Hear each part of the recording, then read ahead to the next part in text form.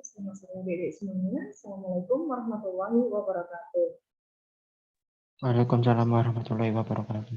Iya, oke. Kita ketemu lagi di hari Kamis minggu ini masih bersama persiapan SBMPTN Bahasa Inggris dengan Kak Aria. Nah, untuk hari ini kita akan membicarakan dua macam tipe soal ya. Yang pertama adalah tipe tentang reading comprehension seperti biasanya.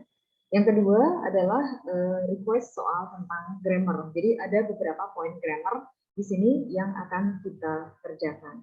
Nah, untuk yang pertama, mau yang mana dulu nih? Terserah.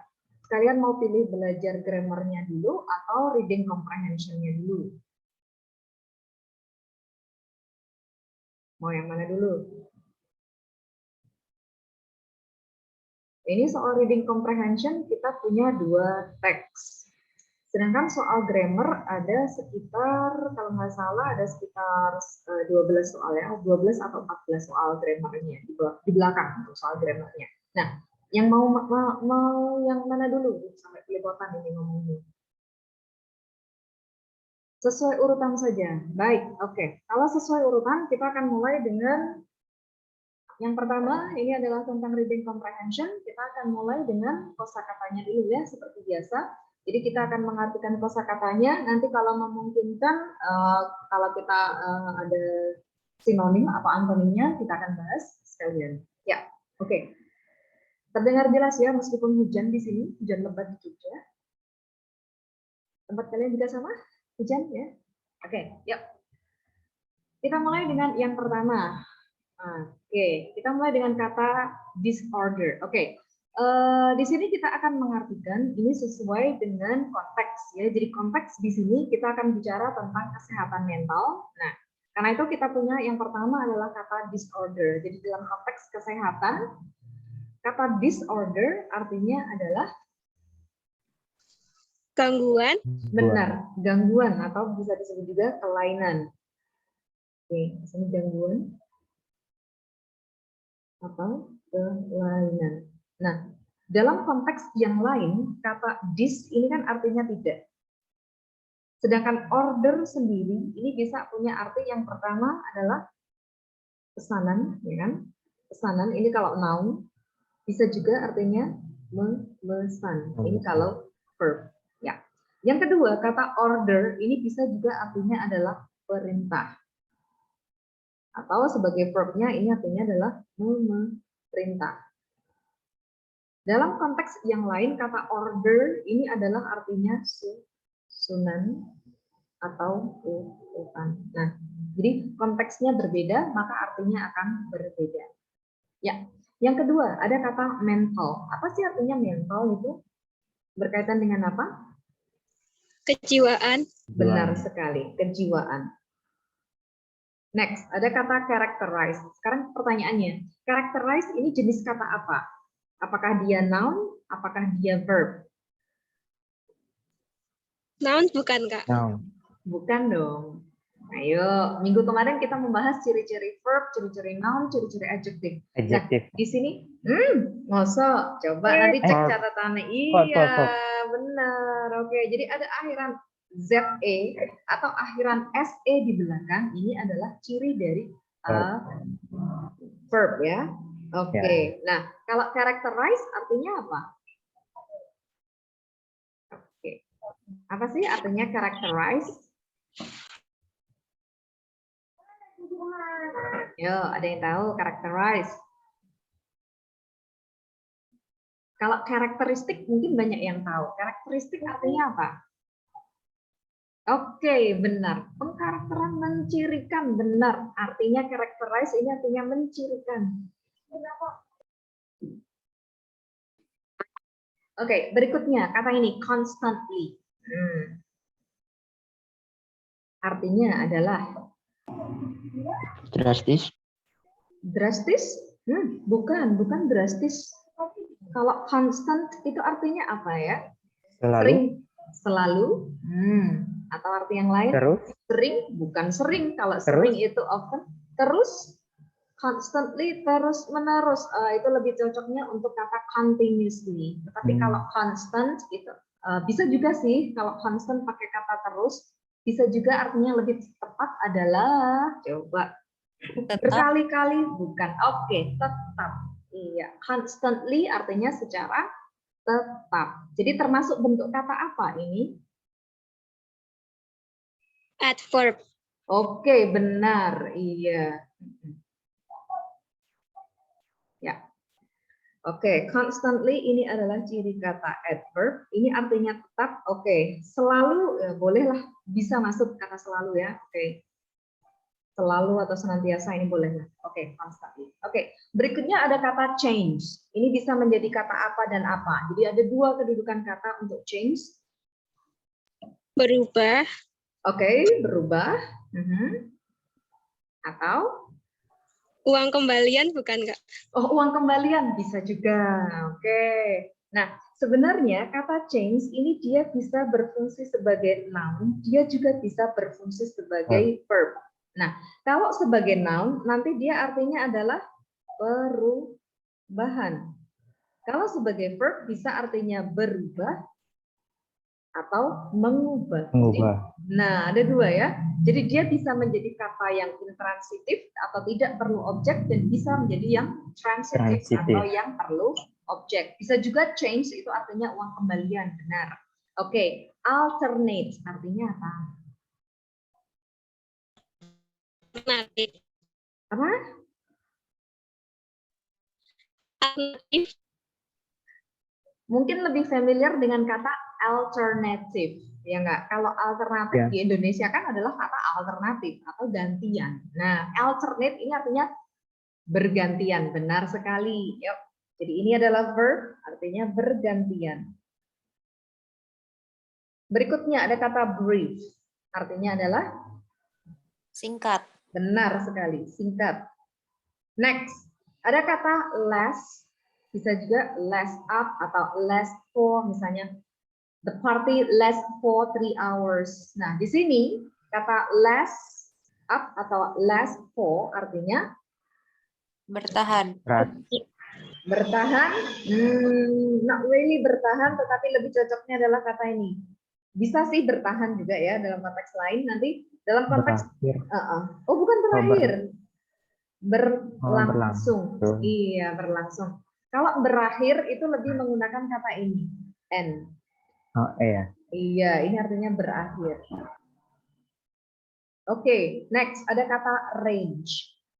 Berapa sih range-nya? Seringkali kan bilangnya kayak gitu. Jarak. Nah, jarak, bukan jarak. Ya, ini lebih tepatnya untuk kata jangkauan. Kisaran. Kisaran. Iya, jangkauan juga bisa. Boleh, jangkauan atau kisaran. Oke, next. Ada kata race. Wah, ini yang baru viral nih tentang race. Apa artinya race?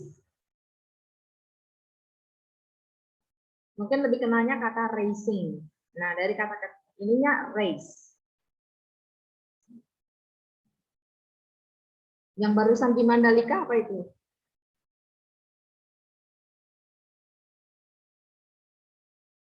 Apa ayo?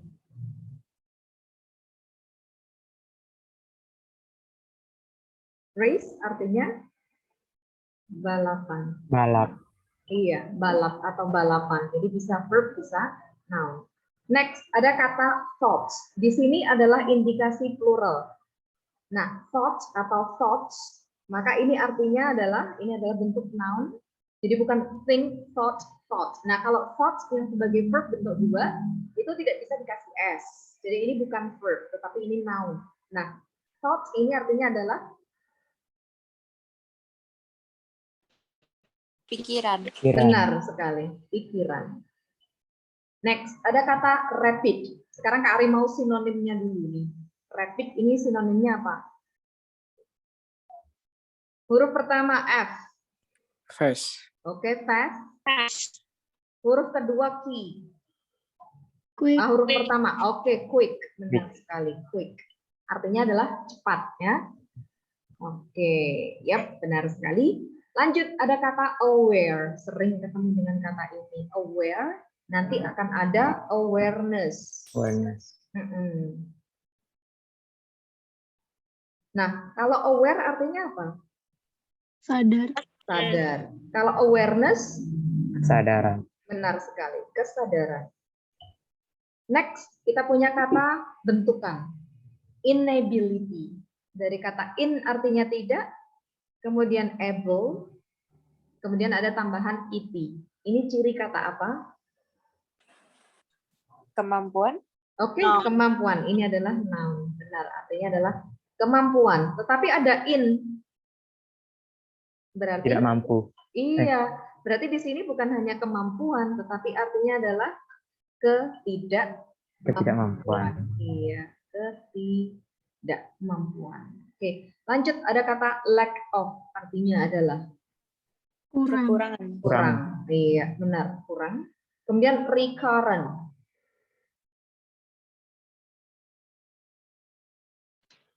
Baru-baru ini.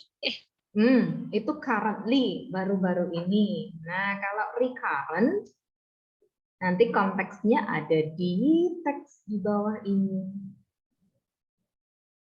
Bipolar disorder is recurrent. Kira-kira artinya apa ya? Ulang. Berulang, terjadi kembali. Nah, oke, berulang. Terjadi kembali.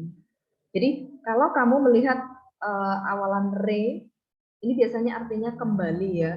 Contoh yang lain misalnya reborn. Artinya adalah dilahirkan kembali. Rebuild, dibangun kembali, membangun kembali. Oke, next. Kita punya kata immediately. Sinonimnya dulu. Huruf pertamanya S. Soon. Oke, benar. Soon. Bukan suddenly. Suddenly artinya adalah tiba-tiba. Beda ya. Jadi immediately, soon, ini artinya adalah segera. Kemudian yang terakhir ada kata restore. Apakah artinya restore? Memulihkan. Oke, benar. Memulihkan. Baik. Oke, perlu di screenshot nggak? Kalau perlu, Kak Ari kasih kesempatan dulu. Silahkan yang mau screenshot. Sudah? Oke, sekarang kita lanjut ke teksnya. Nah, kita punya pertanyaannya ada kira-kira 4 ya. Yang ditanyakan pertama adalah what is the main idea of the text above? Sudah dicoba? Jadi yang pertama ini pertanyaan tentang main idea. Berarti langkahnya, ini Kak Ari ulangi terus ya biar hafal. Cek paragraf 1. Paragraf 1 bisa di bagian awal, bisa juga akhir. Berarti paragraf 1 baca seluruhnya paragraf 1. Simpulkan. Langkah yang kedua adalah cocokkan. Cara dicocokkan dengan kalimat pertama, paragraf 2, dan seterusnya. Oke, nah ketemu nggak? Terakhir kita bisa ngecek paragraf terakhir. Ada kesimpulan nggak? Nah, ini caranya ngecek main idea yang paling aman dan paling cepat. Jadi kalau nggak punya waktu membaca banyak, minimal paragraf 1. Oke, nomor 1 jawabnya adalah C. The explanation of bipolar disorder. Oke, sekarang kita akan cek ya. Jadi kita akan baca keseluruhan paragraf 1, kita cocokkan sama kalimat pertama paragraf 2 dan paragraf berikutnya. Oke, kita lihat dengan yang pertama dulu. Oke, kita artikan. Bipolar disorder berarti kelainan atau gangguan bipolar. Bi ini artinya 2. Polar itu semacam kutub ya. Jadi 2 kutub yang berseberangan ya. Jadi gangguan bipolar juga dikenal dengan nama lainnya atau nama tuanya disebut juga sebagai manic depression. Adalah gangguan mental atau gangguan kejiwaan yang dicirikan dengan perubahan mood yang konstan atau secara bisa juga terus-terusan ya. Oke, benar tadi artinya terus-terusan atau secara tetap. Jadi tetap terjadi. Oke, nah di sini menjelaskan tentang nama bipolar itu apa. Oke, kita lihat lagi. Seseorang dengan bipolar disorder mengalami alternating. Jadi ada perubahan atau pergantian antara yang high, tinggi, atau disebut juga secara klinis disebut mania, Dan low yang rendah disebut juga sebagai depresi. Baik manic dan depressive period ini bisa pendek, mulai dari hanya beberapa jam sampai beberapa hari atau lebih lama, yang berlangsung sampai beberapa minggu atau bahkan berbulan-bulan. Periode dari mania dan depression berkisar atau kisarannya dari satu orang ke orang yang lain ini. Banyak orang mungkin mengalami periode yang sangat pendek dari intense mood dan mungkin tidak menyadari bahwa mereka punya kelainan bipolar. Oke, berarti di sini kita dapat penjelasan bipolar disorder itu apa sih? Oke, sekarang kita lihat paragraf yang kedua, baris kalimat pertama. Manic episode dicirikan dengan kebahagiaan atau kesenangan yang terlalu ekstrim, hiperaktivitas, kemudian kebutuhan yang sedikit untuk tidur, dan racing thoughts. Jadi pikirannya itu berkejaran. Jadi ada banyak pikiran yang lead to ini artinya mengakibatkan. Rapid speech, bicaranya cepat. Nah, oke. Jadi di sini kita dapat satu penjelasan tentang manic episode. Kalimat berikutnya kita punya depressive episode. Oke, berarti di sini penjelasan lebih lanjut. Episode di dalam bipolar disorder. Berarti fix ya, dari paragraf 1 sampai 2 sebenarnya udah kepegang. Main idenya adalah penjelasan tentang bipolar disorder secara general. Lebih jelas lagi kita lihat paragraf 3. Bipolar disorder ini recurrent, jadi berulang. Artinya lebih dari 90% dari individu yang mengalami single manic episode akan mengalami episode yang lain di masa yang akan datang. Oke, jadi confirm. Jawaban untuk soal nomor 1 adalah yang C, the explanation. Oke. Sekarang Kak Ari mau tanya, apa artinya difference? Perbedaan. Oke, difference artinya perbedaan. Kalau karakteristik? Ciri-ciri. Oke, benar. Karakteristik artinya adalah ciri-ciri. Kalau explanation tadi artinya apa? Penjelasan. Oke, penjelasan. Kalau possibility? Kemungkinan. Oke, kalau relapse ini artinya apa?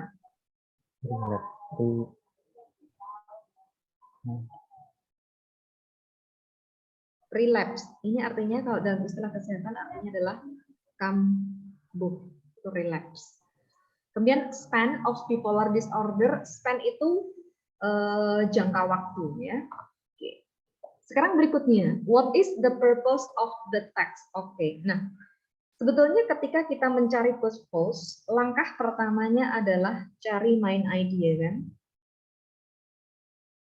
Kenapa kita nyari main idea? Karena kalau kita udah tahu main idenya, kita tahu teksnya bicara tentang apa. Nah, dari situ kita bisa tentukan purpose-nya.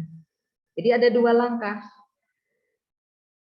Langkah pertamanya udah kepegang di soal nomor 1. Jadi udah enak, tinggal nomor 2. Berarti kalau nomor 1 jawabannya adalah penjelasan tentang bipolar disorder in general, maka jawaban untuk nomor 2, purpose of the text adalah, jawabnya kita lihat nomor 2 D. Oke, dua-duanya jawabnya D. Semuanya setuju ya jawabannya D. D itu apa? To tell the definition. Oke, jadi untuk memberitahukan tentang definisi as well as. Baik, Kak Ari mau nanya nih, masih ingat nggak artinya as well as artinya adalah? Juga. Oke, juga. Sinonim dengan kata? Also. Oke, also artinya juga. Jadi memberitahukan definisi dan juga the sufferer and disorder karakteristik dan ciri-cirinya itu bagaimana. Oke, jadi nomor 2 jawabannya adalah D. Cepat aja kita lanjut dengan soal yang ketiga. It is implied in the last paragraph. Jadi ini tersirat di paragraf terakhir. Berarti kita langsung menuju ke paragraf terakhir ini tentang apa? Paragraf terakhir bicara tentang bipolar disorder ini recurrent, bisa terjadi kembali. Artinya lebih dari 90% individual yang mengalami single manic episode akan mengalaminya lagi. Kasarnya atau kira-kira 70% manic episode di bipolar disorder occur terjadi segera sebelum atau sesudah depressive episode. Nah, di sini kita udah ketemu sebetulnya main ID-nya ketemunya di bagian awal ya. Karena penjelasannya jelas membicarakan ini, bipolar disorder is recurrent, ya enggak? Oke, nyebabnya apa nih? 3, nyebabnya B. Oke, kita lihat apakah benar B. Paragraf, nomor 3 dulu. Kejauhan. Oke, yang B, there is a high possibility of recurrence of the disease. Correct. Benar sekali. Kenapa kita bisa menyebut high possibility? Dari mana nyimpulinnya high possibility? Alasannya adalah 90%. iya benar ini. Kita menyimpulkan dari ini. More than 90% berarti ini adalah high possibility. High possibility, possibility. Nah, possibility tentang apa? High possibility of recurrence. Ya, ketemu jawabannya. There is a high possibility of recurrence. Oke, yang A, Ari mau ngecek kosakatanya. Apa artinya precise?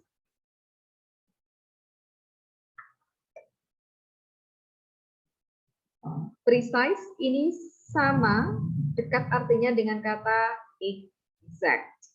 Artinya adalah tepat, benar.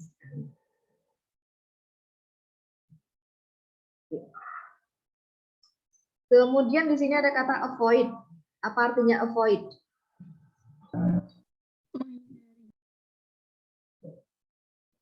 Avoid artinya adalah menghindari.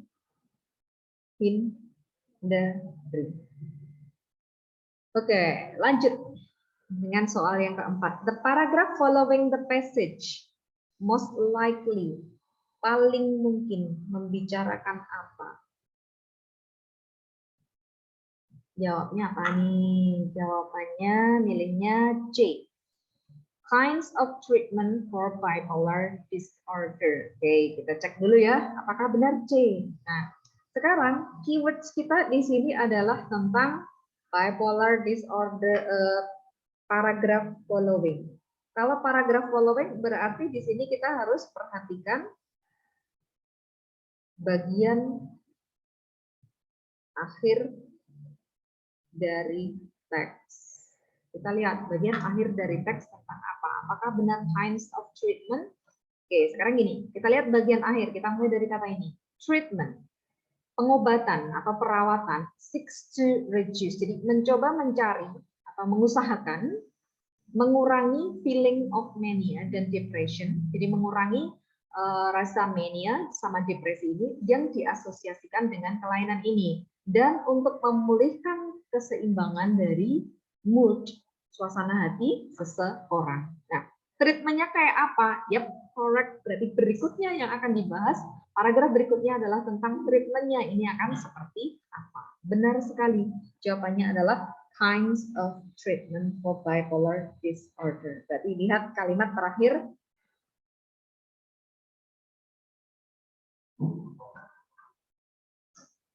Teks. Dari situ kita simpulkan. Oke, teks yang pertama selesai. Kita akan maju ke teks yang kedua. Kita mulai dengan kosakatanya dulu. Nah, teks yang kedua mungkin sudah pernah ketemu atau belum. Ini soal asli SBMPTN ya. Jadi ini soal standar sama yang soal asli. Biar tahu. Oke, yang pertama ada kata chemical. Ini SBMPTN 2019 kalau nggak salah. Paket berapa Kak Ari lupa. Oke, kita mulai dengan kata chemical. Artinya adalah Kimia. kimia. Iya, jadi ini berkaitan dengan kimia, zat kimia. Oke, drugs artinya adalah Obat. obat. Iya, obat. Drugs ini obat. Jangan langsung bilang narkoba, bukan. Iya. Include artinya Termasuk. termasuk. Kemudian ada kata simultaneously, simultan. Itu apa sih artinya?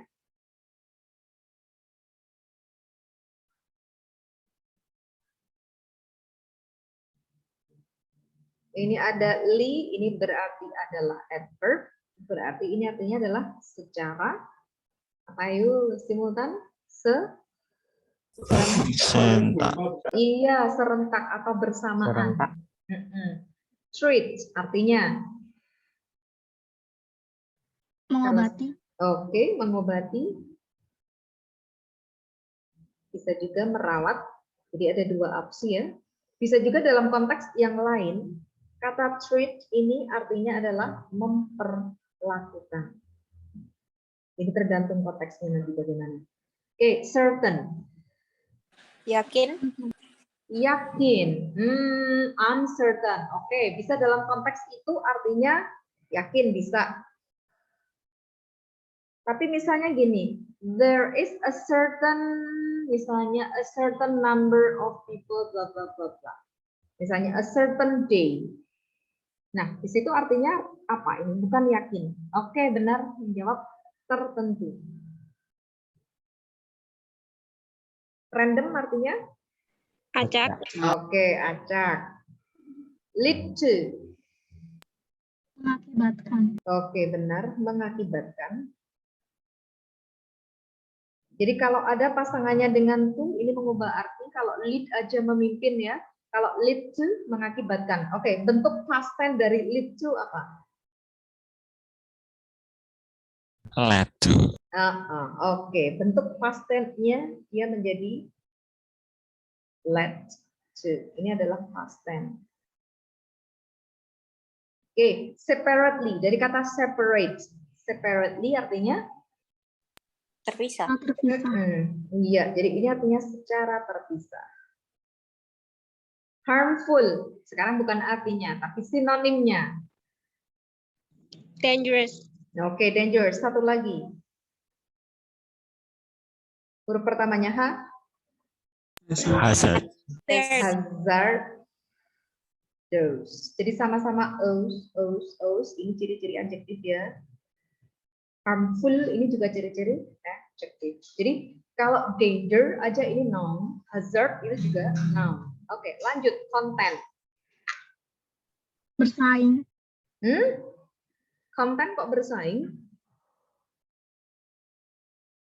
Bukan bersaing. Itu compete kalau bersaing itu. Apa? Content. What is the content of the book? Misalnya seperti itu konteksnya. Isi. Iya, ini artinya adalah isi. Next, bind sebagai verb. Oke, yang jawab ya ini ikatan, benar. Jadi kalau sebagai verb dia artinya adalah mengikat. Kalau sebagai noun ikatan. Worsen artinya kalau worse, Memburuk. worse buruk, worsen ini verb artinya memburuk. Bleeding. Berdarah. Berdarah atau pendarahan ya. Pendarahan atau berdarah. Such as. Seperti. Oke, seperti. Reluctant. Ragu-ragu. Ragu-ragu, benar. Currently. Saat ini. Saat ini, iya, saat ini, baru-baru ini. Carry out. Jadi nggak cuma carry.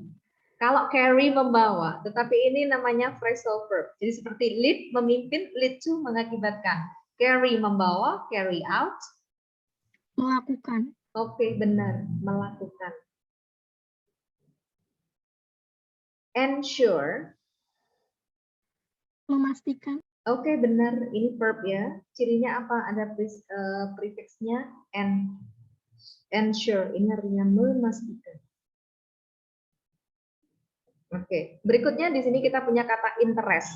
Interest di sini sebagai noun yang kita tanyakan dalam teks ini. Nanti interest artinya adalah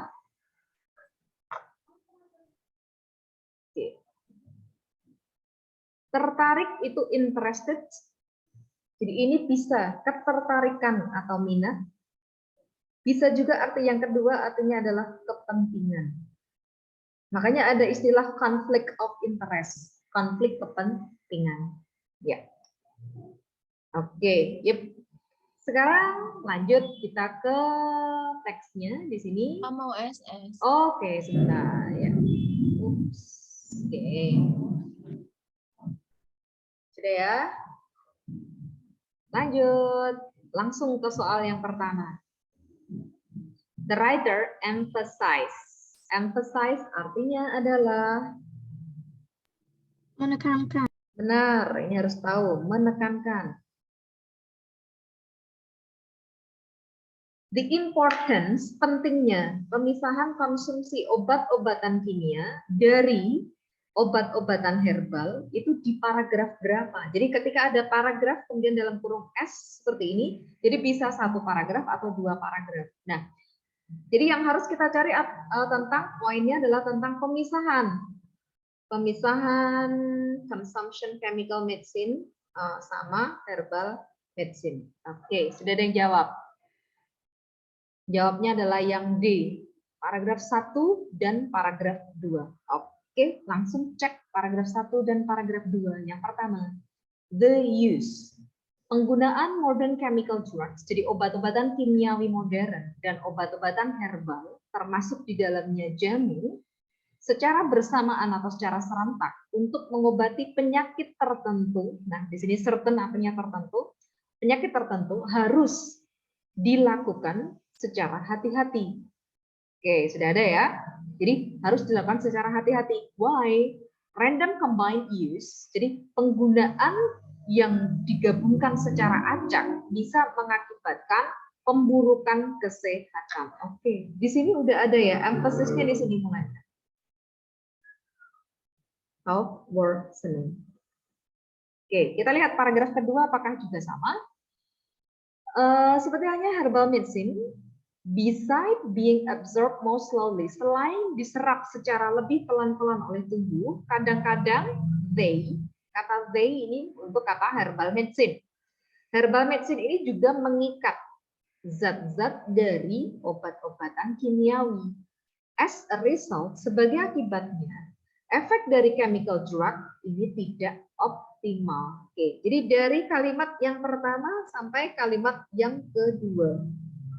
Ini menjawab bahwa benar ada di paragraf 1 dan paragraf yang kedua. Oke, 1 ada, 2 ada. Jawabannya adalah D. Kita lanjut dengan soal nomor 6.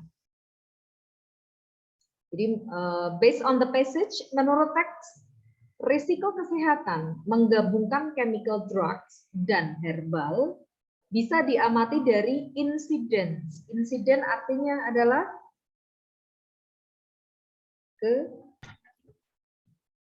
kejadian. Beda sama kalau accident artinya adalah Kecelakaan. iya, sama-sama pakai accident. Nah, tapi accident sama incident. Yang ini artinya kecelakaan. Oke. Bisa diamati dari kejadian-kejadian sebagai berikut ini. Except. Yang ditanyakan adalah kecualinya. Nah, manakah yang nggak benar? Berarti kalau seperti ini kita cek satu persatu poinnya ya. Sekarang yang pertama, ineffective reduction of blood sugar in the use of metformin and black tea secara simultan. Benar, itu ada di paragraf berapa? Oke, ada yang jawab 6, jawabannya B. Ini ketemu lagi nanti, baca cepat kalau seperti ini, blood sugar. Oke, di sini both individually reduce blood sugar level. Yang digunakan apa? Oke, nih ada kan ketemunya. Oke, jadi ini yang pertama ini sesuai paragraf 1. Yang kedua, increase in blood sugar, penggunaan garlic sama chemical drug namanya acetasol. Oke, kita cari keywords kita adalah garlic sama acetasol. Ketemunya nanti ada di paragraf yang kedua. Garlic sama ini mengakibatkan bleeding. Jadi bukan mengakibatkan increase in blood sugar. Jadi masalahnya adalah tentang increase blood sugar-nya ini yang tidak sesuai. Tidak sesuai. Paragraf 2. Benar, jawabannya adalah yang B. Nanti ketemu lagi worsening heart condition, ini juga ada di dalam teks. Worsening heart condition ini nanti ketemunya di sini ya. Heart condition ini penggunaannya ginseng sama heart. Oke, ketemu paragraf 2. Onset of bleeding. Onset. Oke, apa artinya onset?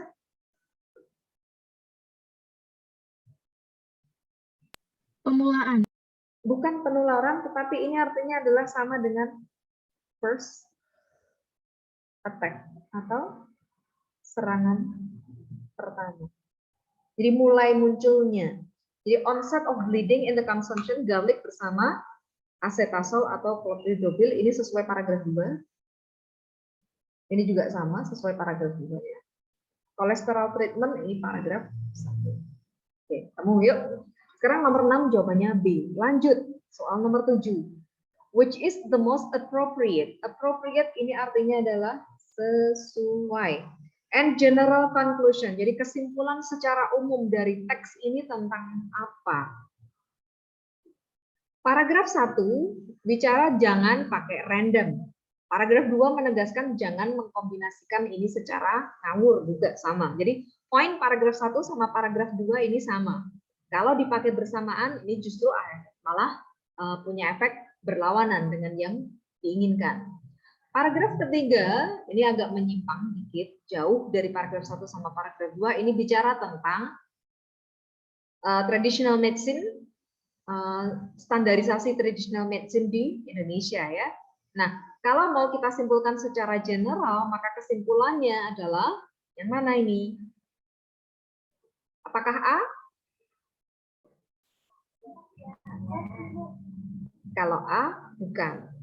Kenapa bukan? Ini cuma bahas di paragraf 3 aja, jadi bukan poin utamanya. Yang ditegaskan 2 kali berturut-turut adalah tentang dampak mengkonsumsi secara bersamaan. Jadi bukan A.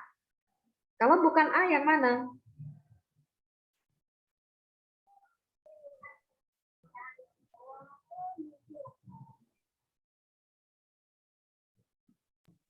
Yang C mungkin, Kak. Yang C. Kita lihat yang C. Use of herbal and chemical drugs. Penggunaan obat herbal dan obat kimia in combination harus secara ketat ya, berdasarkan prescription. Berdasarkan prescription ini artinya adalah resep dokter. Bukan C. B. Mungkin, Kak. B. Oke, ada yang jawab B, ada yang jawab E. Kita lihat yang E dulu. Herbal medicine yang mengikat zat-zat dengan obat kimiawi adalah penyebab dari reduced effect of chemical drugs. Bukan, ini terlalu sempit nih ya. Bukan. Yang lebih pas, yang terangkum semuanya. Ups, 7 jawabnya D. Bukan D. Ini nanti cuma sedikit sekali poinnya apa? Kenapa harus ada standarisasi? Itu kan karena pentingnya obat ini diketahui ingredients-nya dan lain-lain ya. Bukan B, juga bukan E. Yang benar adalah yang B. Kenapa pada nggak milih B? Jangan-jangan hanya karena satu kata yang nggak tahu. Di sini kalau B, kenapa? Consuming herbs and chemical drugs bersama-sama. Jadi obat kimiawi dan obat-obatan herbal bersama-sama. Bar. Bar ini artinya adalah menghalangi.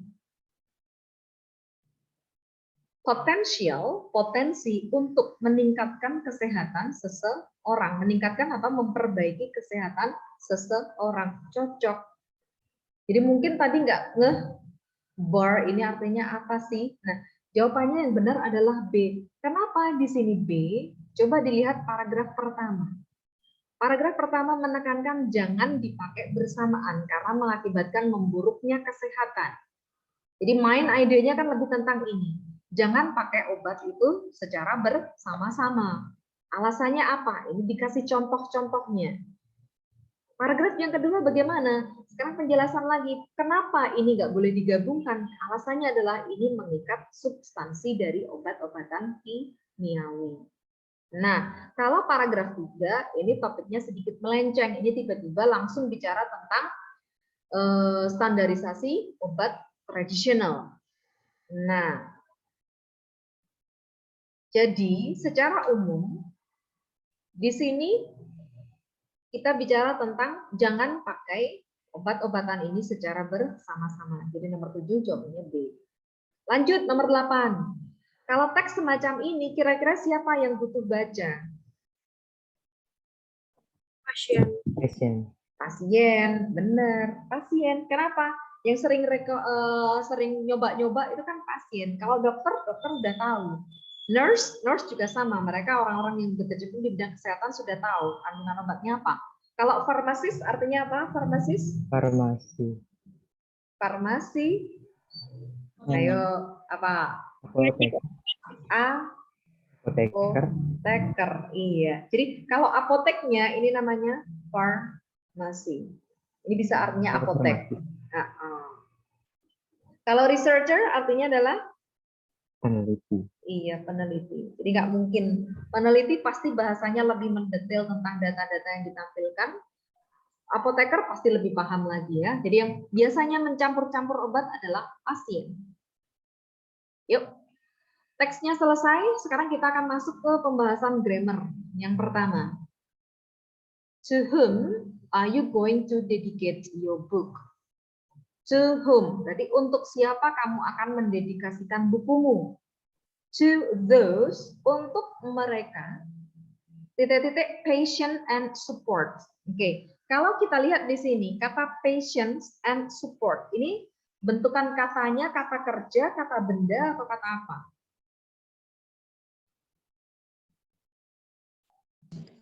Kata sifat. Yakin, kata sifat. Kata sifatnya itu adalah, Passion. kalau support jadi supportive. Ini adjektif. Berarti patience ada akhiran ente, and noun ya. Oke. To those titik-titik patient and support telah enable. Enable artinya adalah memungkinkan saya.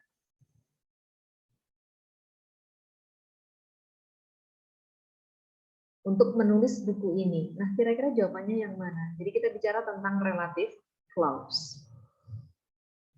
Yang mana jawabannya? Ininya mana yuk?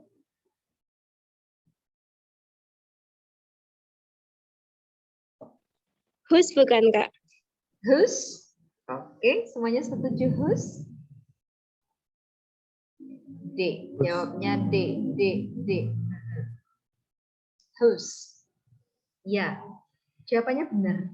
Whose? Tapi sekarang Kari mau nanya, semuanya udah paham belum? Kenapa jawabannya adalah whose? Ada yang masih bingung nggak di sini? Kenapa whose? Masih bingung, Kak? Masih bingung? Bisa jawab tapi masih bingung. Terus tadi pakai apa ini tadi jawabnya? Pakai rasa. Oke. Ya. Kalau masih bingung grammarnya, tapi feelingnya mengatakan yang mana. Jadi sering mendengar itu kadang-kadang secara tidak sadar kita memahami sebuah pola. Jadi rasanya kalau pakai yang lain kok nggak bagus, nggak cocok rasanya, gitu kan? Jadi secara bawah sadar kita udah sering dengar, cuma kita nggak tahu persis why. Nah, di sini kita perlu menggunakan whose. Kenapa? Jadi whose ini adalah relative marker. Jadi kata penghubung sebagai pengganti milik, menggantikan milik. Ya, jadi karena di sini kita kan punya ini patient and support. Jadi kalau ini diartikan di bahasa Indonesia to those yang kesabaran dan supportnya telah memungkinkan saya untuk menulis buku ini. Nah, jadi patient sama supportnya siapa? Supportnya si those, orang-orang ini. Jadi ini kita butuh yang namanya milik. Makanya whose. Kalau which, oke, sekarang which digunakan untuk apa? Jadi untuk relative marker, untuk relative clause kita punya beberapa ini ya. Oke, sekarang Kak hapus saja yang ini.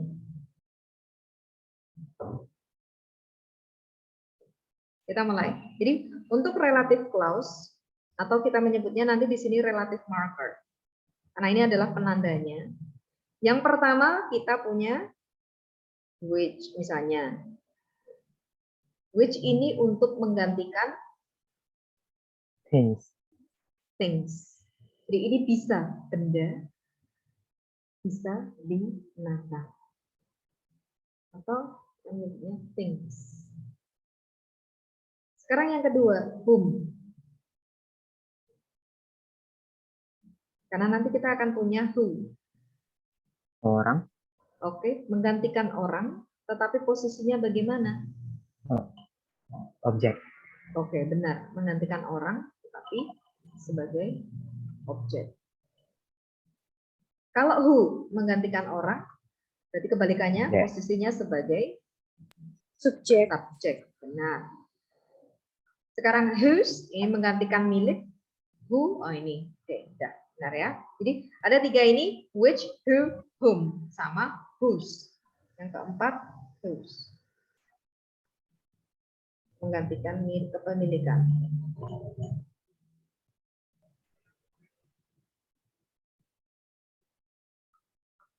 Ini sudah pernah Kak Ari jelaskan pada saat Kak Ari mereview grammar ya. Jadi penggunaan which, whom, sama who, sama whose. Coba cek lagi saat kita lakukan review bulan yang lalu. Di situ ada penjelasan. Kak Ari juga mungkin kayaknya kalau nggak salah share juga contoh-contohnya di situ. Kalau nggak ketemu nanti bisa Kak Ari share ulang. Oke, lanjut ya. Soal nomor 10. Masih tentang relative marker. Canada, I spent most of my childhood is a country of vast plains and heavy forested area. Childhood artinya adalah Masa kecil. ya, benar. Oke. Nah, jawabannya yang mana? Apakah whom? Jelas salah. Kenapa salah? Iya. Oke, jawabnya adalah C. Ada yang jawab D tadi. Oke. Jadi whom ini jelas salah karena ini orang. Karena ini kita bicara tentang Kanada.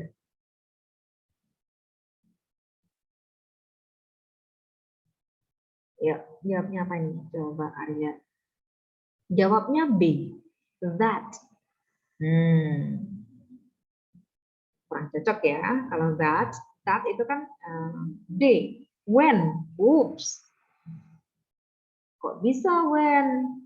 When ini artinya kalau sebagai penghubung adalah ketika kan? Oke, sekarang jawabnya adalah ada yang A, which. Oke. Balik lagi C. Oke, yep, kita kunci jawabannya ya. Yang benar jawabannya adalah ya C. Jadi enggak cuma which, tetapi in which. In which ini sebetulnya sama kalau kita menggunakan kata where, di mana. Nah, ini enaknya gini ya. Sebetulnya kan gini, kalimat ini kalau dipegang, dipecah jadi dua, kalimatnya kan menjadi seperti ini. I spend most of my childhood in Canada, ya kan? Kalimat yang kedua, Canada is a country of bla bla bla bla bla bla sampai kata area. Jadi di sini berarti Kanada. Oh sorry, ini kalimat keduanya ya. Jadi ini kalimat pertama, ini kalimat kedua. Ini yang mau kita masukkan. Kalimat kedua mau masukin ke kalimat pertamanya. Jadi Kanada, di mana saya menghabiskan ini. Nah di sini kita punya kata preposisi in. Nah, kalau kita punya preposisi seperti ini, I spend bla bla bla bla in. Nah, preposisinya ini wajib ikut. Jadi karena ini things, jadi benda atau orang, benda atau binatang ini bisa pakai which. Tetapi kalau di dalam kalimatnya ini ada preposisi, maka preposisinya diletakkan sebelum which. Karena itu dipakainya in which. Itu artinya sama dengan kata where. Canada, where I spent most of my childhood. Jadi di mana, in which. Jadi jawabannya nomor 10 adalah yang C. Jadi preposisi ikut masuk. Jangan lupa. Lanjut. Sekarang nomor 11. The moment blah blah blah blah I learned the results of the art competition was one of the worst time in my life. Nah, kalau yang ini mana?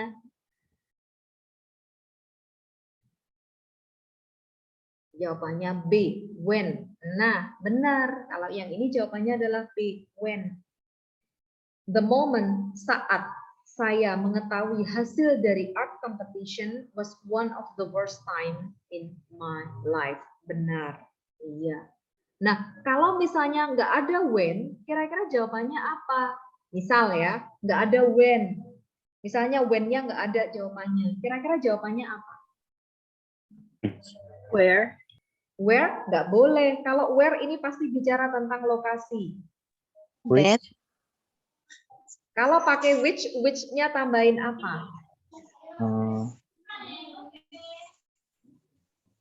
At. Iya, benar sekali. Jadi bisa pakai which, tetapi harus pakai at which. Kenapa pakai at? The moment. I learned the result of the art competition at the moment. Nah, kan itu. Jadi pakainya bisa pakai at which. Kalau misalnya the day, jadi bukan the moment, tetapi the day. Kalau the day, prepositionnya pakai apa? Titik-titik which.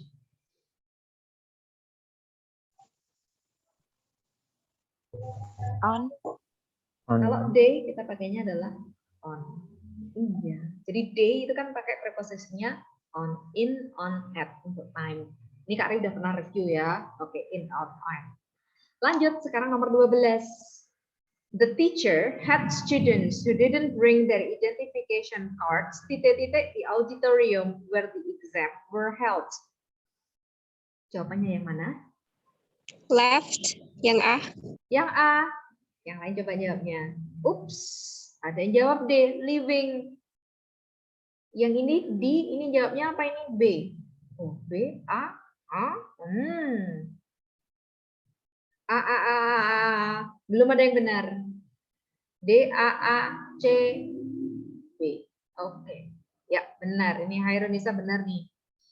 Oke, kenapa jawabannya adalah B? Nah, sekarang. Oke, sama Mamat nih. Benar, jawabannya adalah B. Kenapa? Di sini kita melihat yang namanya bentuk causative sentence. Artinya, causative itu adalah menyuruh melakukan sesuatu. The teacher. Jadi bentuk causative di sini, kenapa ini bentuk causative? Coba perhatikan di sini. The teacher had. Jadi had ini adalah bentuk causative dari have, bentuk lampau. Aslinya dari have ya. Jadi ini kalau diartikan, guru menyuruh siswa-siswa yang tidak membawa kartu identitasnya ngapain? Nah, pasangannya adalah di sini pakainya adalah bare infinitive. Bare infinitive itu apa? V1 tanpa to. Jadi jawabannya adalah B, live. Jadi bentuk pastenya pakainya had aja. Nah, causative itu bisa pakai apa saja. Yang sering dipakai untuk causative itu adalah kata have misalnya.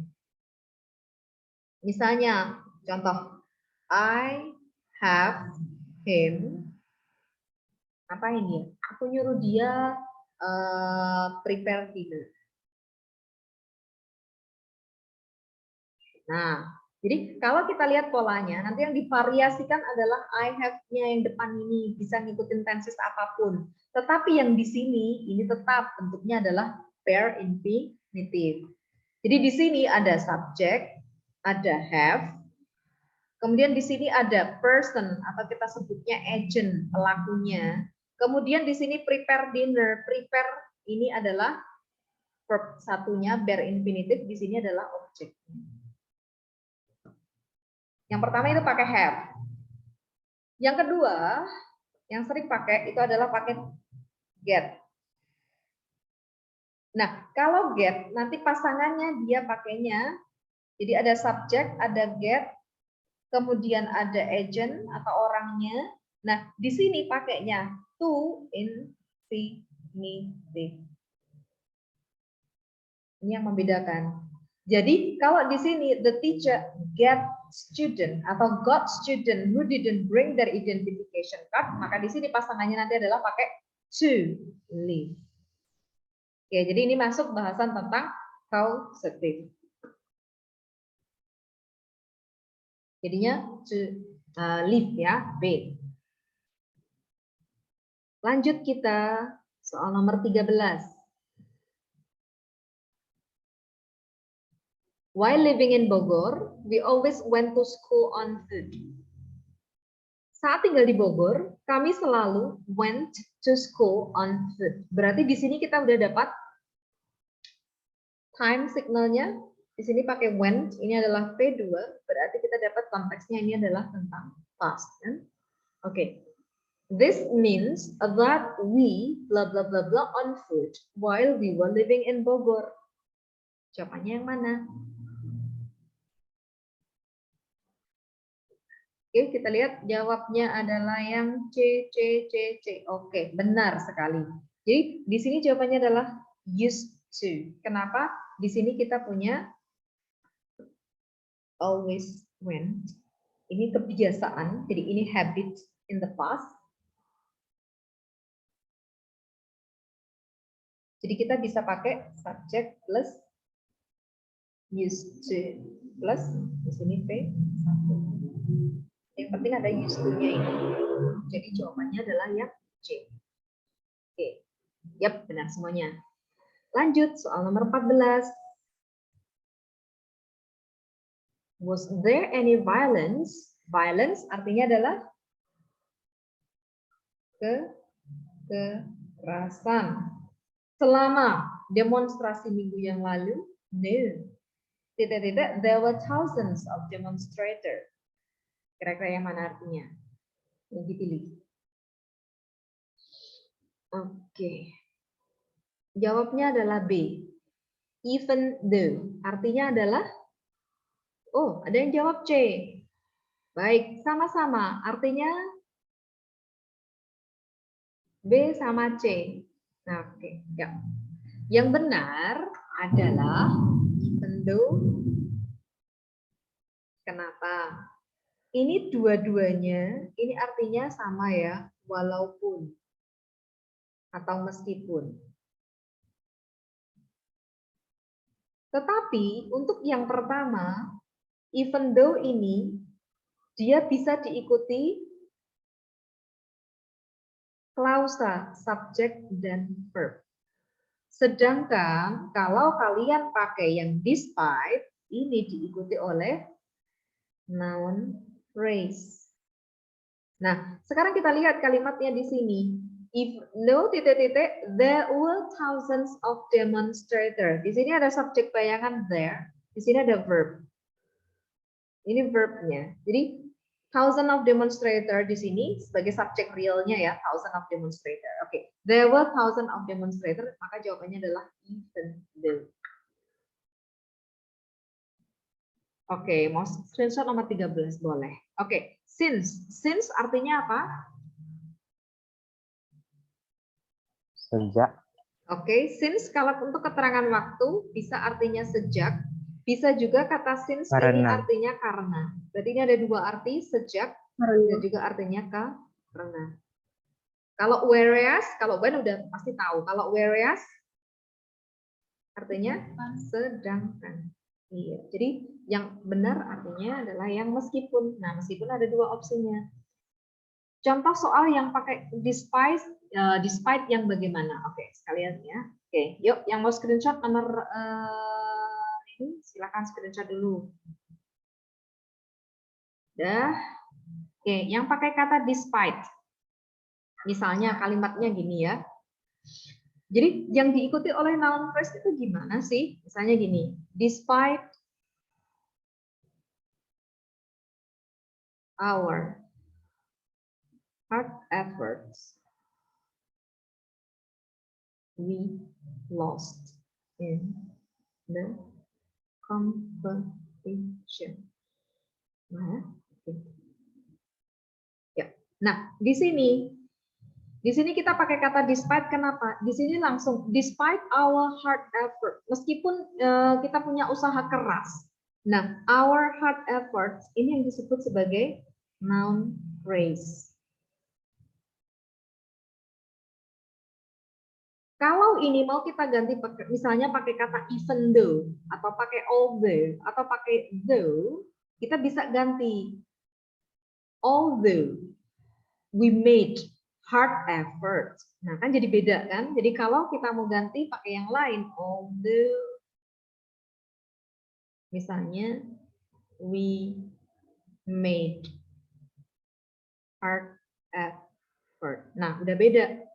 Kalau kita udah ganti kayak gini, di sini kita ikuti ada subjek, ada verbnya. Makanya kalau although diikuti subjek sama verb, kalau despite ini nanti aturannya sama dengan in spite of ya. Jadi ini sama dengan in spite of. Sedangkan kalau even though ini nanti akan sama dengan although. Sama though. Aturannya sama. Oke, yuk yang mau screenshot silahkan sebelum Kak Ari move on. Nih, lanjut ke soal berikutnya ya. Yuk, nomor 15. I can't find my handphone in my bag. Saya nggak bisa menemukan handphone saya di tas. Well, you bla bla bla di mobil. Yuk kita cari, kita lihat. Nah, yang mana?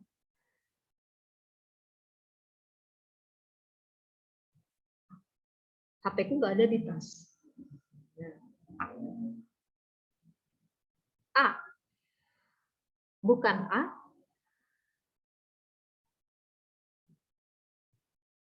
C. Bukan C. E, B. Oke, sudah ada yang benar. Yang benar adalah yang E. Must have left it. Nah, maksudnya gimana sih? Berarti HP-nya ini nggak ada di tas. Well, kamu must di sini artinya adalah pasti. Pasti telah meninggalkannya.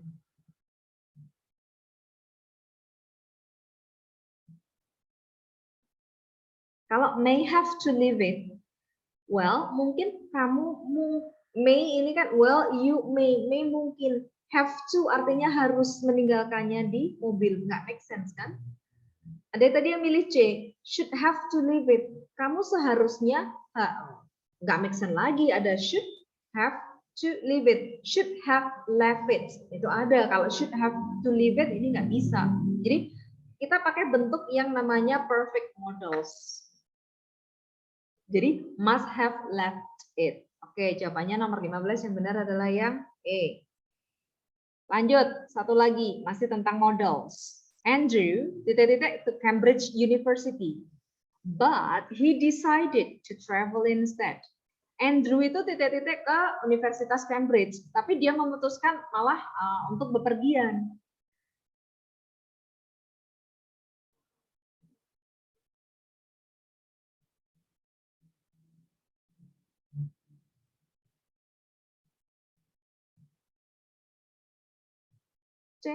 C, should go. Belum ada yang benar. Oke, yap. Di sini dapat Anissa sama siapa tadi? Tadi ada yang jawab apa nih? Oke, B. Ups. Loh, kok makin jauh ya? Oke. Di sini yang benar adalah yang A.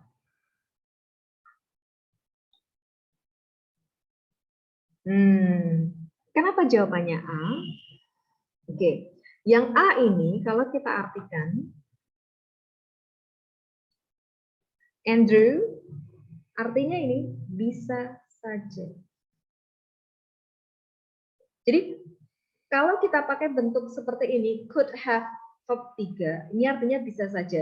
Jadi ini maksudnya adalah kemampuan di waktu lampau tetapi tidak dilakukan. Jadi ability in the past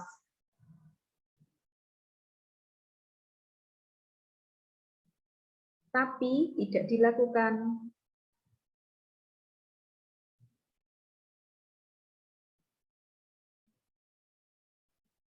Materi ini tentang apa? Jadi ini nanti silakan cek, ini materi tentang yang namanya modals. Atau kalau masih bingung, besok bisa Kak Aris carikan sedikit tentang modals ya. Jadi kayaknya kok tadi waktu bahas modal masih banyak yang salah ya. Oke, mulai dari sini sampai ini tadi masih banyak yang salah. Oke, jadi ini materi tentang modals nomor 15 sama 16. Kalau had gone ini nanti mencirikan tentang penggunaan past perfect tense. Past perfect tense itu adalah dua kejadian yang berurutan di waktu lampau. Jadi ini misalnya now, past perfect tense itu kejadian yang pertama, kemudian ada pembatas kejadian lain di waktu lampau. Jadi enggak seperti ini, bukan, beda. Oke, ya. Should go seharusnya pergi, tetapi he decided to travel instead.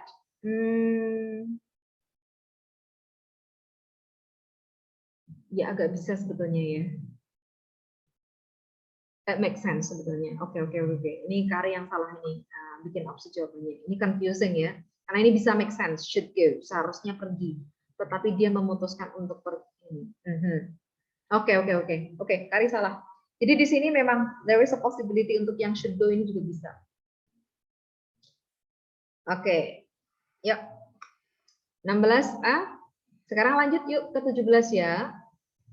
The office building as well as several houses completely damaged by the bomb explosion. Oke, yuk melengkapinya pakai apa?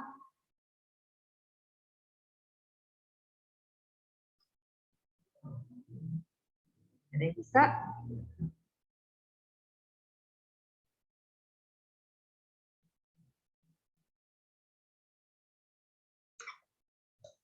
Oke, dan 3 yang menjawab BBA. A. Oke, A. Jadi ada yang jawab B, ada yang jawab A. Sekarang Kari jelaskan. Kalau kita menganalisis sebuah kalimat, kita cari dulu yang namanya kalimat di dalam bahasa Inggris itu pasti ada yang namanya subject, kemudian verb. Ini aturan baku. Jadi sebuah kalimat itu harus ada subject dan harus ada verb. Objek itu boleh ada, complement itu boleh ada, boleh enggak. Nah, di sini the office building as well as several houses. Nah, kita mungkin sering menjumpai penggunaan kata as well as dan juga. Tetapi ini diapit 2 koma. Jadi ini namanya apositif. Apositif. Yang namanya apositif ini bentuknya adalah noun phrase. Frase kata benda. Nah, kalau ada subjek kemudian diikuti oleh sesuatu di antara 2 koma gitu ya. Jadi yang namanya apositif ini adalah penjelas dari ini. Jadi memberikan tambahan informasi tentang office building. Nah, yang dihitung sebagai subjek adalah ini saja. Jadi kalimat ini subjeknya adalah the office building. Jadi yang ini as well as several houses ini abaikan saja. Kemudian di sini ada completely damaged by. Nah, ada kata by di sini, berarti di sini kita menggunakan konteks kalimat pasif. Kalimat pasif itu aturan dasarnya, jadi base-nya adalah di mana ada subjek diikuti oleh to be, diikuti oleh verba bentuk 3. Ini aturan dasar dari kalimat pasif. Nah, sekarang kita udah tahu di sini ada damage. Oke, ini V3. Completely ini adalah adverb yang menjelaskan kata damage. Nah, berarti di sini kita yang belum punya adalah to be-nya.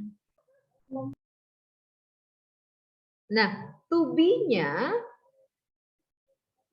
kalau sudah terjadi, to be-nya kan tinggal ada is, am, are, was sama were ya. Nah, office building, jumlahnya 1 atau banyak? 1. Iya, ini singular. Nah, kalau singular, subjeknya singular, maka to be-nya juga harus singular. Yang to be-nya singular itu cuma ada is sama was. Is di sini nggak ada, berarti udah coret. Is nggak ketemu di sini, adanya adalah was. Jawabannya adalah A. Kenapa B salah? B-nya jadi salah karena satu, sudah ada subjek, ngapain kita pakai subjek lagi? Nggak boleh, nanti double subjek. Yang kedua ada were, jadi sudah ada subjek lagi, yang permasalahannya adalah double subjek, kemudian to be-nya nggak sesuai. Jadi office building ini kan singular, harusnya pakai to be yang singular. Jadi 17A. Ini kalau mau belajar lebih serius, lebih banyak tentang ini masuk dalam kategori yang namanya verb agreement. Kesesuaian antara subjek dengan kata kerjanya. Jadi di sini ada banyak frase yang harus diabaikan, misalnya as well as. Kemudian contoh yang lain, kan ini ada as well as ya. Contoh yang lain adalah kata misalnya together, with, dan masih banyak lagi. Nanti silakan cek dalam subbahasan verb agreement.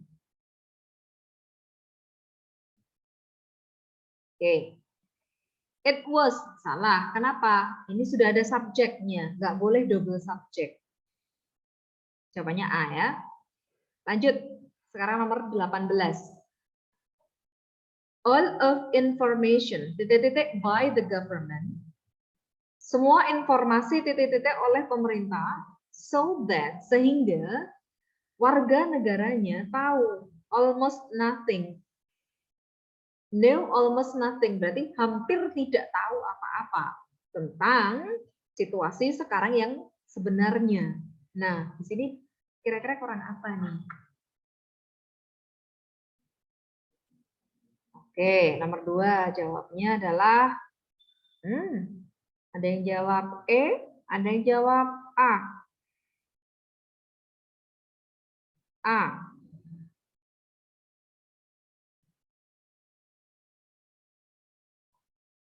Oke, sekarang kita bahas ya. Oke, akhirnya ada yang jawab benar. Jawaban benarnya adalah yang B, is filter. Sekarang kenapa sih jawabannya adalah yang B? Coba jawabnya belakangnya apa? B. Ya, oke.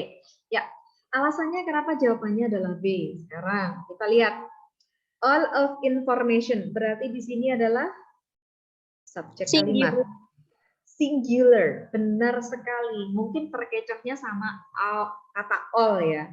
Nah, kata all ini bisa diikuti oleh. Nah, yang di sini kita punya kata information. Information ini bisa dihitung atau tidak? Tidak. Tidak. Jadi kata information adalah uncountable noun. Uncountable noun itu selalu diperlakukan sebagai benda singular. Maka meskipun di sini ada kata all, dia tetap diambil sebagai singular. Kata all ini bisa singular, bisa plural, tergantung di belakangnya kata apa. Kalau di sini all of students plural, maka nanti pakai are. Tetapi di sini kan singular. Berarti di sini kita kan belum ada verbnya ya, nanti di sini butuh verb. Verbnya dalam konteks pasif. Kenapa pasif? Karena ada penandanya apa?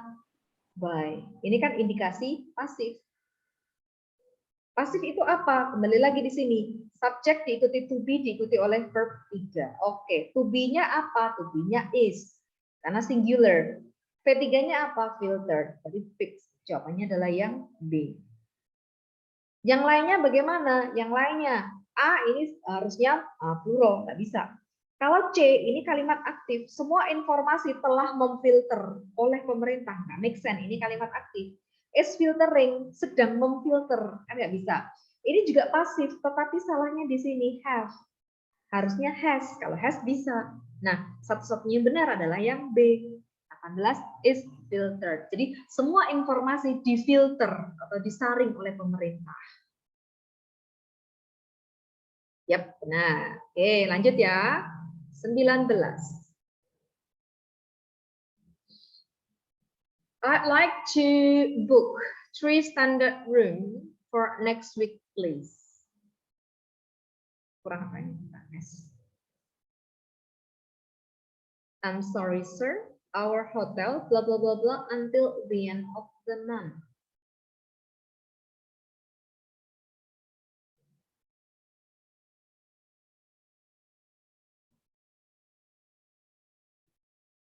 I'd like. I'd like ini singkatan dari I would like. Artinya adalah saya ingin. Dan ini adalah bentuk yang polite.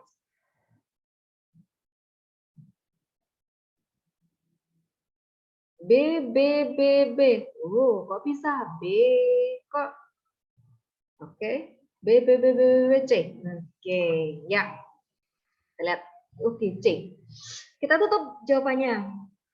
Jawaban yang benar adalah yang C. Jadi kalimat ini kalau diartikan, saya mau to book. Book di sini bukan buku, tetapi memesan. Saya mau memesan 3 ruangan standar untuk minggu depan. Maaf Pak, hotel kami singular apa plural? Singular. Iya. Tuh, kok plural? Kenapa plural? Singular. Jangan terkecoh dengan kata our. Yang matters adalah hotel. Hotel apa hotels? Nah, kalau hotel berarti hotelnya 1.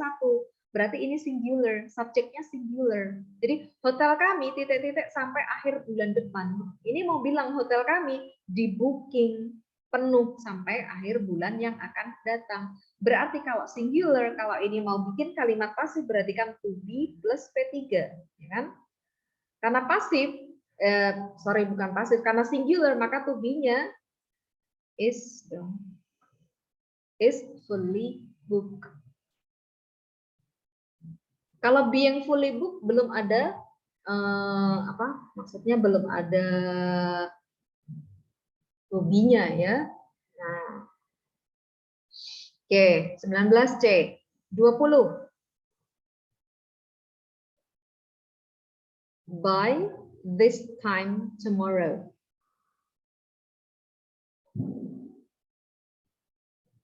Kalau being itu fungsinya apakah? Oke.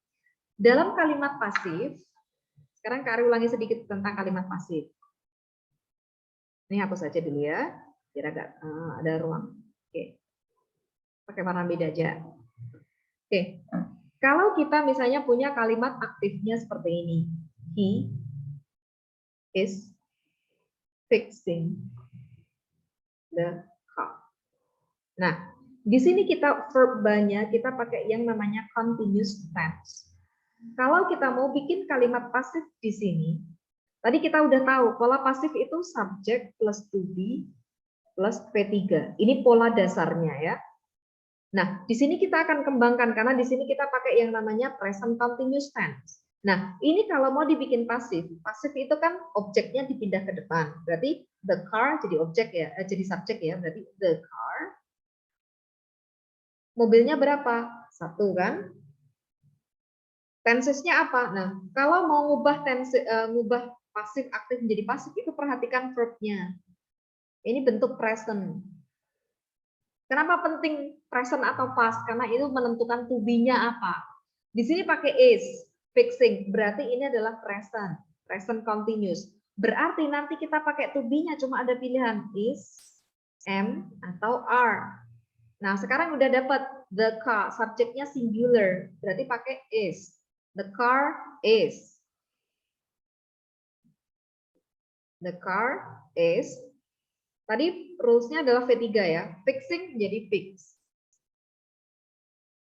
Misalnya by him. Nah, di sini kita masih kurang mau menjelaskan sedangnya ini bagaimana. Nah, untuk menjelaskan kata sedangnya ini, maka di sini kita imbuhkan kata being. Jadi di sini kita sisipkan ada kata ini being di tengahnya. Jadi mobil ini artinya kalau diartikan sedang diperbaiki. Oke, jelas? Sekarang nomor 20. Lanjut ya. By this time tomorrow, saat ini, tapi besok. Nah, jadi ada precise time in the future. Certain results, hasil-hasil tertentu dari election itu artinya pemilu, titik-titik by the government official. Oke, dapat indikasi. Di sini kita pakai kata by, berarti ini indikasi tadi sama. Pasif.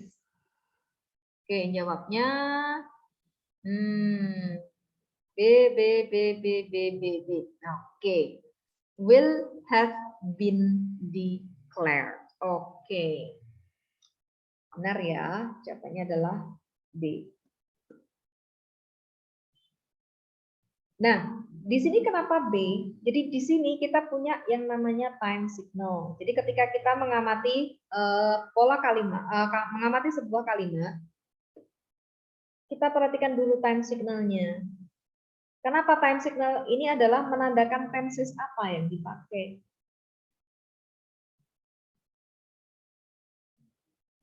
Di sini ada specific time in the future. Jadi pada saat ini, tetapi besok hasil-hasil dari election berarti akan sudah diumumkan atau akan sudah dideklarasikan. Nah, ini kalau seperti ini nanti cek ya.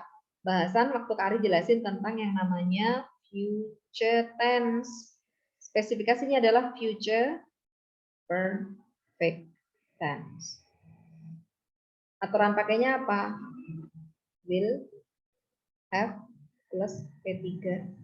Di sini ada subjek. Kalau pasif, tinggal sisipin been, will have been declared. Oke, kita lanjut. Nomor 21.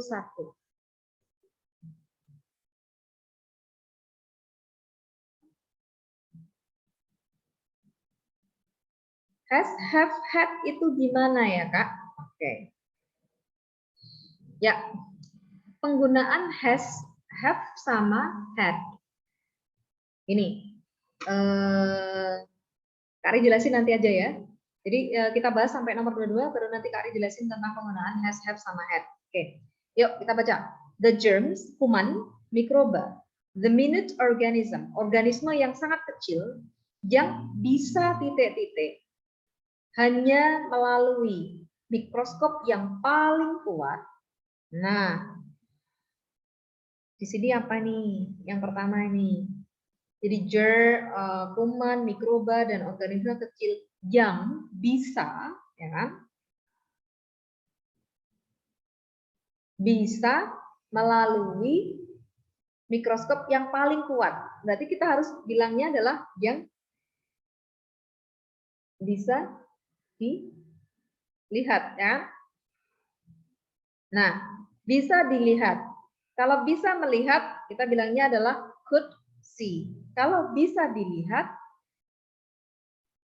could have been seen. Same. could be seen. Nah, jadi kalau kamu punya models, mau dibikin pasif, nanti adalah models plus B plus P3. Ini pasif ya.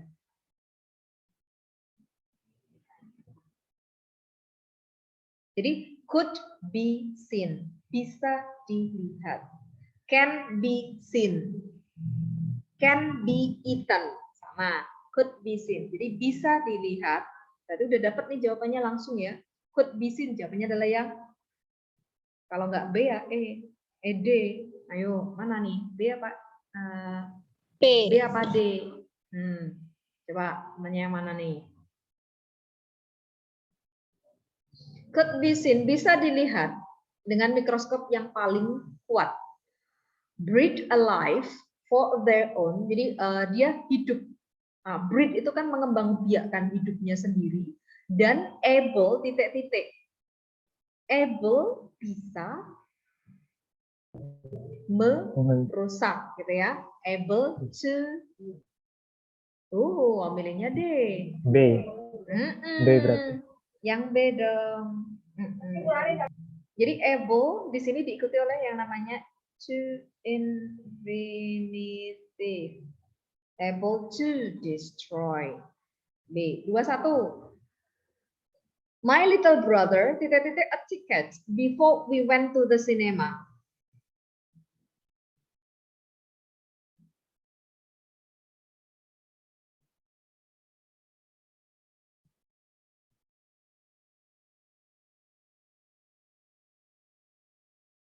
Oke. Latifa sama Bella jawabnya B. Yang lain bagaimana?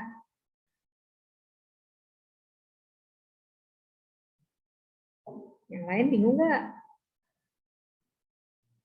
Bingung nggak? Bingung. Oke, sekarang kita lihat. Sekarang Kak Ari mau bikin timeline ya. Timelinenya gini. Ini moments of speaking.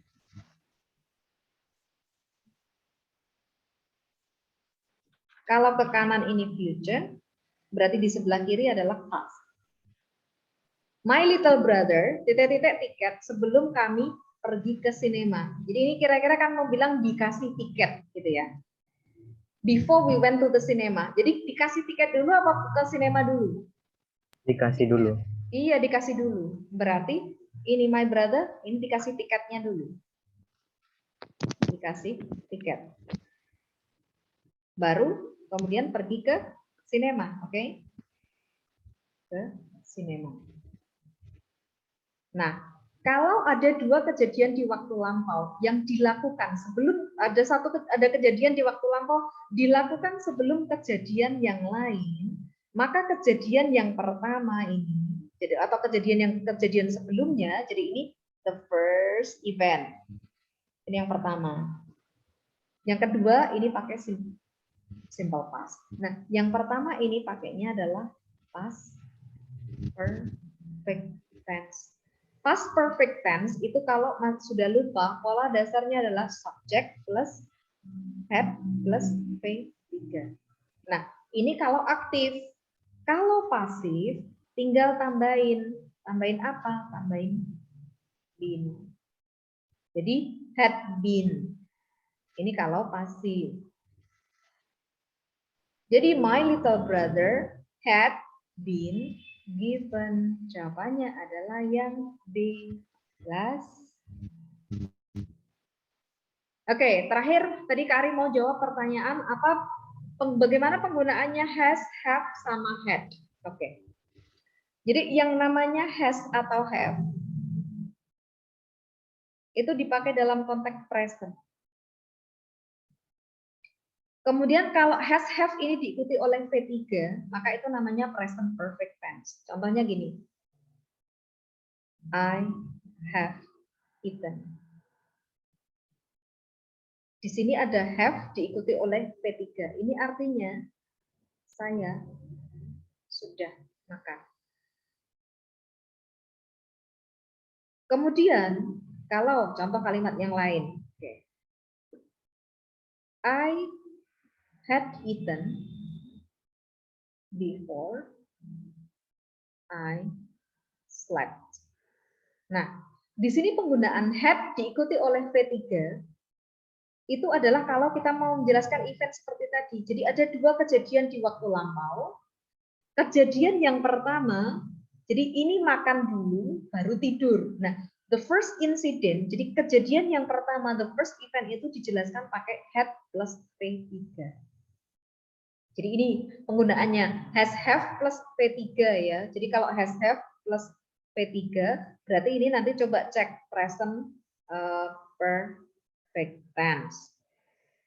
Kalau ada had plus P3, silahkan cek lagi catatannya tentang past perfect tense. Oke. Nah, itu bedanya penggunaan has, have versus had. Oke, sudah? Ada yang mau ditanyakan?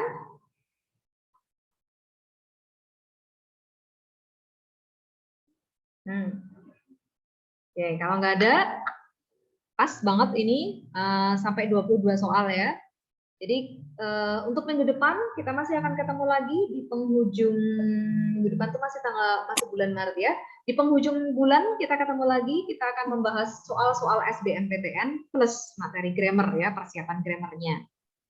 1, 2, 4, 5 apa ya kunci jawabannya? Oke, Kak Arif scroll balik ke nomor 1.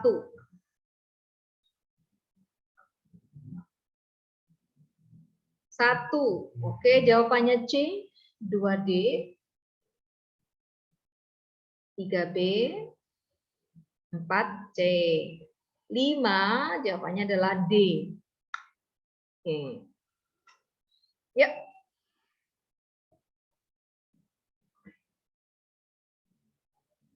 Oh, sama 14. Baik, 14.